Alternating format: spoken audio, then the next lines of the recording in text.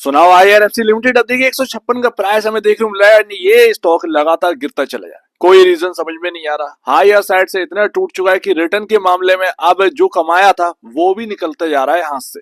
ऐसे में क्या चल रहा है आज का यहाँ पर सेल ऑफ जो हुआ है PSU में, हो क्या रहा है।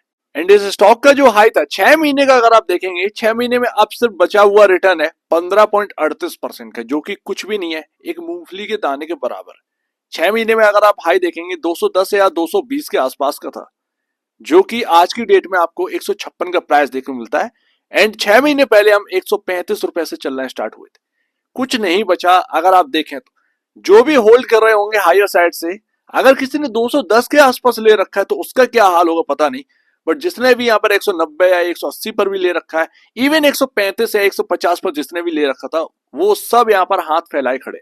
एंड ऐसा नहीं है कि IRFC के अंदर ही ऐसा हो रहा हो, अचानक से आज सेल ऑफ आया है यहाँ पर, पता नहीं चल रहा है कि यहाँ पर RVNL देखिए, PFC देखिए, REC देखिए, इरकॉन देखिए, सभी के सभी स्टॉक टूटे जा रहे हैं। एंड पहले से ही अगर आप देखेंगे 10 से 30% तक ऑलरेडी PSU स्टॉक डाउन थे।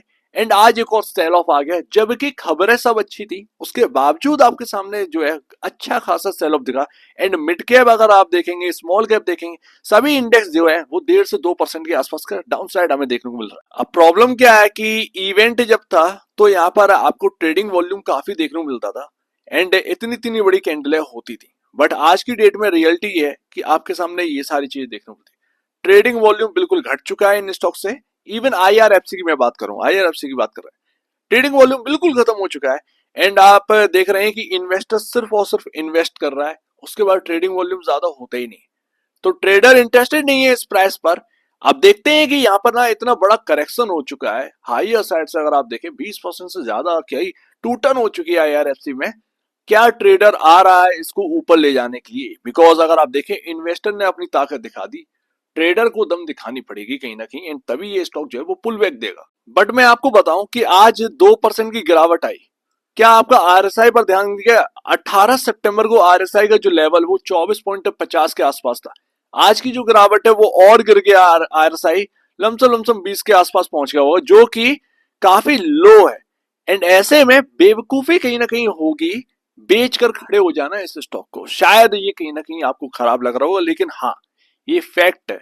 अब देखना ये है कि ऐसा तो नहीं है कि अचानक से कोई बड़ा सेल ऑफ आया एंड स्टॉक को नीचे गिरा कर RSI बिल्कुल ओवरसोल्ड में एंड आप अपनी पोजीशन बेचकर निकल जाए। क्या ऐसा कुछ होने वाला है? कुछ मार्केट के अंदर ऐसा है जो आपको डराने के लिए आ रहा है, आप डर कर बेचें एंड बस यहाँ पर जो है स्टॉक चल गया? तो पता नहीं है, बट RSI का जो लेवल है वो काफी यहाँ पर बता रहा है ओवरसोल्ड जोन में है ये स्टॉक। एंड इवन देखिए PSU स्टॉक्स में हुआ क्या है, प्रॉब्लम क्या हो गई भाई कि ये इतने चल गए ना, उसके अंदर जो फंड्स था, सबसे बड़ा फंड है क्वांट ने क्या किया, जगह जगह PSU में अपनी पोजीशन बनाई, अच्छे खासे लेवल पर पैसा लगाया इन स्टॉक्स के अंदर एंड बिकवाली कर दी एक एक महीने के अंतराल। अब आप देखेंगे जून का डेटा अगर आप देखोगे तो क्वांट के 3 जो स्कीमें हैं वो इसके अंदर इन्वेस्टेड थी। जुलाई में वो सारी की सारी स्कीम निकल गई, जबकि उनका सबसे बड़ा पैसा इस स्टॉक के अंदर लगा था, इवन कई सारे PSU स्टॉक्स के अंदर लगा था। ट्रेडिंग तरह यहाँ पर इस्तेमाल किया गया इन स्टॉक्स को एंड उसके बाद यहाँ पर सेल ऑफ कर दिया गया। एंड यहाँ पर आज के डेट में आपके सामने ये स्टॉक हाथ फैलाए खड़े हैं कि जाना किधर है यही नहीं पता, क्योंकि इवेंट निकल गए हैं। जिसको पैसा बना था वो बनाकर निकल चुका है। अब जो बच्चे कुचे फंड्स हैं जैसे कि HDFC बैलेंस्ड एडवांटेज फंड है, इन्होंने भी बुक किया था। अगर आप पिछला डेटा उठा के देखेंगे 1 करोड़ शेयर देखने को मिल रहे हैं, बट 1 करोड़ 47 लाख शेयर थे। 47 लाख शेयर्स को यहाँ पर बुक किया गया, बस बचे कुछ 1 करोड़ है।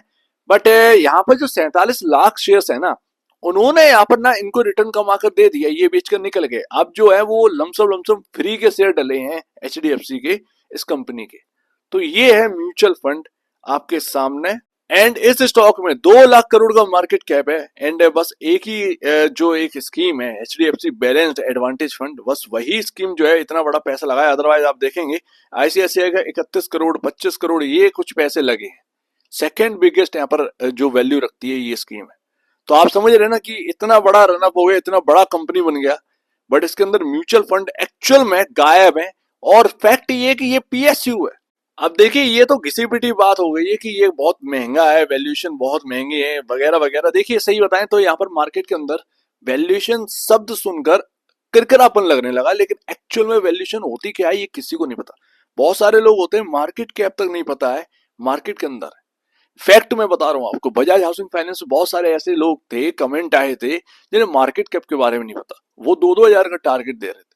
समझ रहे हैं ना, आज की डेट में 2 हजार का मतलब है HDFC जैसी दो बन जाना उसके अंदर। तो ये इस लेवल के हैं। बट मैं आपको बताऊं हकीकत क्या है, यहाँ पर कुछ ना कुछ तो यहाँ पर ऐसा रहा है जिसकी वजह से इसको वैल्यू मिल रही है। फैक्ट ये है कहीं ना कहीं हम जो महंगा महंगा चिल्ला रहे हैं शायद वो किसी वजह से महंगा हो। ग्रोथ के नाम पर अगर मैं आपसे कहूं कि ग्रोथ के नाम पर नहीं है तो नहीं है। अगर आप रिजल्ट उठा के देखेंगे इसके तो आपको ग्रोथ मिलेगी ही नहीं। ग्रोथ का मतलब क्या होता है, आपने इधर 100 रुपए कमाए, अगले महीने क्या आपने 120 रुपए कमाए या 130 रुपए कमाए या फिर आपने 101 रुपए कमाया। अगर 101 रुपए कमाए तो सिर्फ बढ़ोतरी 1 रुपए की हमें देखने को मिली जो कि बहुत ज्यादा नहीं है। तो यानी कि आपने कोई ग्रोथ नहीं दिखाई। 120 रुपए कमा के दिखाए तो यानी कि 20 का डिफरेंस आ रहा। ठीक है ना, आपने एक 20% की ग्रोथ दिखाई तो ये ग्रोथ है वाकई में। ये चीज होती है ग्रोथ। अब आपको कई सारे लोगों को समझ में आ गया हो कि है क्या। तो यहां पर ना अगर आप रिजल्ट उठा के देखें कुछ यही हाल है, 100 से 101 लाना, ये एक फैक्ट है। बाकी रनअप किया एंड ये रनअप खराब नहीं था एंड अगले 5 साल बाद ना यही चीज दोबारा दोहरेगी। इलेक्शन आएंगे, उसके बाद बजट होगा, ठीक है ना, 3-4 इवेंट जो है एक साथ पड़ जाएंगे और उसी में आपका क्या है, ये स्टॉक सब दोबारा रनअप दिखाएंगे। बहुत सारे स्टॉक्स आपके सामने हो सकता है 10-10 गुना स्टॉक्स यहाँ पर जो है ना रनअप दिखा दे उससे पहले। तो वो भी टाइम आएगा। ये तो साइकिल है, हर 5 साल बाद आनी है। इवेंट ही इतने बड़े होते हैं 5 साल बाद आते हैं। वो इवेंट आया एंड उसके बाद ये स्टॉक्स की हालत ही है। तो ये है हकीकत। अब यहाँ पर पी रेशियो हल्का हो गया, यहाँ पर प्राइस टू बुक वैल्यू हल्की हुई, बट क्या ये स्टॉक रुकेगा गिरावट से ये देखने वाली बात होगी। लेकिन हर कोई जानता है कि महंगा है, लेकिन महंगा होने का कोई वजह शायद ये इकलौती PSU NBFC है जो कि फाइनेंस करती है, इसलिए वैल्यू मिल रही है। एंड आपके सामने जो स्टॉक्स हैं वो कुछ इस तरीके से देखने को मिलते हैं आपके पीयर कंपेयर, आप सबसे हायर पर हैं। बट PFC RSC जो कि वैल्यू ज्यादा रखते हैं वो आपसे निचले यहाँ पर जो प्राइस टू बुक वैल्यू उस पर काम कर रहे हैं। लेकिन ऐसा नहीं है कि आप अब बहुत ज्यादा महंगे रह गए हैं, ये भूल में मत रहिएगा कि आप बिल्कुल महंगे रह गए, ऐसा नहीं है।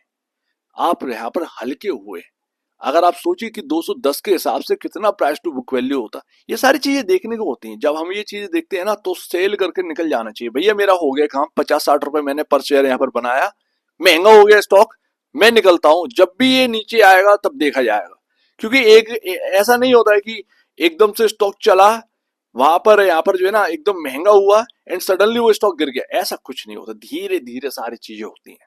सिंपल सी बात है, या तो कोई लॉजिक होगा इसके हायर साइड रहने का या फिर यहाँ पर सिर्फ और सिर्फ जो इवेंट आए उन्होंने प्ले कर दिया एंड उस हिसाब से अब मार्केट एडजस्ट करेगा इन स्टॉक्स को, तो बड़ा देखने वाली बात होगी। बट मैं ऑलरेडी आपको जो है ना हर प्राइसिंग पर आपको एक अलर्ट देता रहा एंड इवन जब ये ट्रेंड लाइन टूटी, क्योंकि ये ट्रेंड लाइन जो है ना मैंने ही आपके सामने दिखाई सबसे पूरे PSU में, जनवरी से लेकर आपका नेक्स्ट इवेंट एंड उसके नेक्स्ट इवेंट, मैं सभी PSU को कवर करता रहा। अच्छा बुरा आप कहते रहे, लेकिन फैक्ट क्या निकला at the end of the day, जो मैंने आपसे कहा कि बेच के निकल जाना बजट के टाइम, उसके बाद आपको देखने को नहीं मिला। आज की डेट की हालत क्या है, आप ऐसे बीच में खड़े हैं, ना तो आप बेचने के रहे ना आप खरीदने के रहे एंड यही रियलिटी है। ऐसी बात कोई नहीं करेगा, मैं करता हूं खरी बात, साफ साफ, ऐसे घुमाने वाली बात नहीं है। प्रॉब्लम यही है एंड इसीलिए शायद व्यूअर व्यूअर जो है ना वो पसंद नहीं करता है। एक दिन देख लेगा, दूसरे दिन वो कहेगा कि अरे यार ये तो वही है, स्ट्रांगली बोल देता है, बट ऐसा चीजें होती नहीं है, इसके जैसे नहीं होती, लेकिन ऐसी हो रही। तो स्ट्रांगली बोलने वाले से क्या होता है कि लोग पीछे खींचते हैं, जो आपको फुसला फुसला कर काम करता है उसके आसपास आप जो है वो घेरते रहते हैं, तो ये चीज होती है। लेकिन फैक्ट यही है कि यहाँ पर जो बताया गया वही चीज हुई। ट्रेंड लाइन टूटी, स्टॉक यहाँ पर दिखाई दे रहा है एंड जब ये ट्रेंड लाइन टूटी ना तब भी मैंने आपको बताया था कि ट्रेंड लाइन ब्रेक हो गई, अगर इसको जो है अचीव नहीं कर पाए दोबारा तो ये स्टॉक गया फिर नीचे की तरफ। आप देखते हैं, बट इंपॉर्टेंट जगह पर 4 जून को जो गिरावट आई वो यहीं तक आई थी एंड यहीं से घूमा था। क्या ये इस वक्त घूमेगा, ये बड़ी बात है। एंड लास्ट तो है क्या बॉस, बात ये इतनी सी है कि 4 जून के लेवल पर हम आ चुके हैं, जो कि इलेक्शन डे बहुत बड़ी बिकवाली आई थी। एंड वहां से आपको जो है ना सपोर्ट मिल रहा है 147 पर, मूविंग एवरेज है 200 डेमा, ठीक है, उसका सपोर्ट मिल रहा है 147 से। एंड आपका जो 151 का लेवल जो लगा था 4 जून को, वहीं से सपोर्ट मिला है। तो क्या यहाँ पर अब ये स्टॉक घूमने वाला है, गॉड नोस। अगर घूमेगा तो ये ध्यान रखिएगा, ना तो 181 टूटेगा, ना 147 टूटेगा। सिंपल सी बात है, ये लेवल नहीं टूटेंगे। एंड अगर ये टूट जाते हैं तो समझिएगा कि 4 जून का सबसे बड़ा सेल ऑफ वाला लो टूट गया, मूविंग एवरेज टूट गया, एंड आप 50 डेमा के नीचे, 100 डेमा के नीचे, तो ये आपके लिए नेगेटिव बन जाता है। अब ऐसे में क्या आप स्टडी बनाएंगे वो देखिएगा। बट यहाँ पर आरएसआई भी जो है वो ओवरसोल्ड है, तो यहाँ पर लगता नहीं है कि कोई ऐसी वैसी गिरावट यहाँ पर जो है आ सकती है। हो सकता है कि एक झटके में आपका कोई गिरावट एक ऐसा है कि 10 रुपए आपके उसमें उड़ते हुए नजर आए। लेकिन याद रखिएगा कि ये ऐसी जगह पर है ये स्टॉक, यहां पर बेवकूफ बना सकते हैं ये आपको बिकवाने के लिए, ये हो सकता है। बिकॉज ऑफ आरएसआई काफी ओवरसोल्ड है यार, और क्या चाहिए, और क्या चाहिए यार। 20 के आसपास का आरएसआई है, कहां ले जाओगे। एक दिन में अगर तंगड़ी गिरावट आई तो आपको यहाँ पर जो है ना इस स्टॉक को उठता हुआ देखना ही पड़ेगा। तो मुझे नहीं लगता, मेरे को लगता है कि आप एक स्टॉप लॉस चुनो और स्टॉप लॉस को कैरी करिए कहीं ना कहीं, सिंपल सी बात है। लेकिन वो स्टॉप लॉस दूर रखिएगा थोड़ा सा, वो आप चुने, जो कुछ भी होगा वो आप चुने। सारी चीजें पब्लिकली है, 4 जून का लो आपके सामने है, सब कुछ आपके सामने, ठीक है। अब क्या आप कैसे चुनेंगे वो हिसाब से आप देखिएगा। बट मुझे लगता है कि आरएसआई ओवरसोल्ड है, एंड कहीं ना कहीं वेट करना चाहिए। बाई का समय है क्या, बाई का समय है, बट स्टॉप लॉस रखकर यहाँ पर सब काम करिएगा, क्योंकि ये जगह ऐसी है जहां पर आपका बाई ठीक बैठ भी सकता है। एंड यहाँ पर जो है ना मतलब समझिए कि ये जगह काफी यहाँ पर जो है ना क्रूसियल है। बेवकूफ बनाने वाला, खरीदने वाला, किसके हाथ में क्या लगेगा, सब कुछ इसी जगह पर होना है, बिकॉज ऑफ ओवरसोल्ड जोन में एंड गिरावट काफी हो चुकी है। तो ये चीज आपके सामने है, कहीं ना कहीं आपके सामने ये सब होते हुए देखने को मिल सकता है। तो जैसा भी हो मैं कुछ कह नहीं पाऊंगा, बट आप जो है अपनी स्ट्रेटेजी बनाइएगा। एंड लग गया आपका सही तो ठीक है, अदरवाइज यहाँ पर हो गया एग्जिट एक बार, तो एग्जिट हो गया। ये एक ऐसी जगह है, मतलब जिसने बेच दिए वो बेच दिए, जिसने यहाँ पर जो है उसका लग गया तो लग गया। तो ये आपके सामने IRFC के अंदर है, बहुत सारे स्टॉक्स के अंदर है। तो एक बार निवेश से पहले या बेचने से पहले अपने ब्रोकर एडवाइस से जरूर सलाह लीजिएगा। खुद की स्टडी करिएगा, उससे बेहतर कुछ भी नहीं। खुद की स्टडी मस्ट है तो आप दीजिए मुझे अपडेट देखने के लिए बहुत धन्यवाद दोस्तों।